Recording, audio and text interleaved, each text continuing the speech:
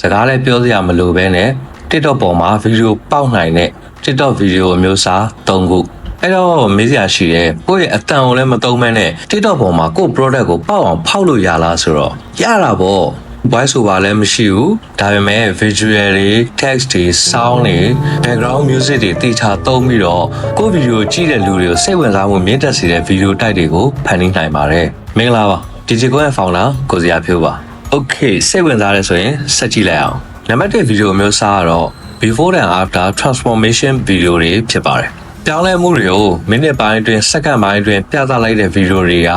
ကိုသုံးထားတဲ့ sound တွေနောက်ပြီးတော့ timing guide လုပ်ထားတဲ့ editing တွေကိုတိတိကျကျလုပ်ပေးနိုင်လို့ရှိလို့ရှင်ဗီဒီယိုကြည့်တဲ့ viewer တွေရဲ့ retention rate ကိုမြင့်စေပါတယ်နံပါတ်2 text based storytelling video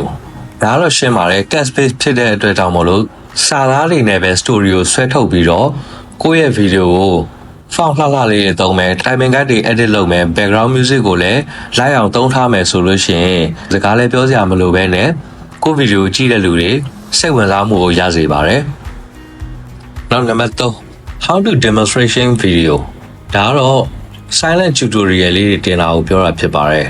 silent tutorial ဆိုတာစကားတစ်လုံးမှပြောစရာမလိုပဲနဲ့လက်တွေ့လုပ်ပြတာမျိုးဆိုလိုတာဖြစ်ပါတယ်တော့ test overlay လေးတွေသုံးပြီးတော့ step by step ဘယ်လိုလုပ်ရလဲဆိုတာကိုရှင်းပြပေးတဲ့ပုံစံမျိုးဒါက viewer တွေကိုအလွယ်တကူနားလည်စေပါတယ်နောက်ပြီးတော့ကြည့်ရှုသူလည်းများစေပါတယ်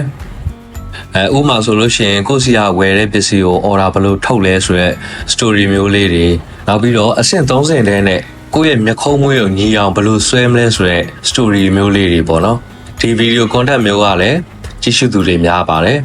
အဲ့တော့အခုကျွန်တော်ပြပြသွားတဲ့ video content type ၃ခုကတော့စကားလည်းပြောစရာမလိုဘဲနဲ့ TikTok မှာ viral ဖြစ်အောင်ပေါက်အောင်လို့လုပ်လို့ရတဲ့ TikTok video content type ၃ခုဖြစ်ပါတယ်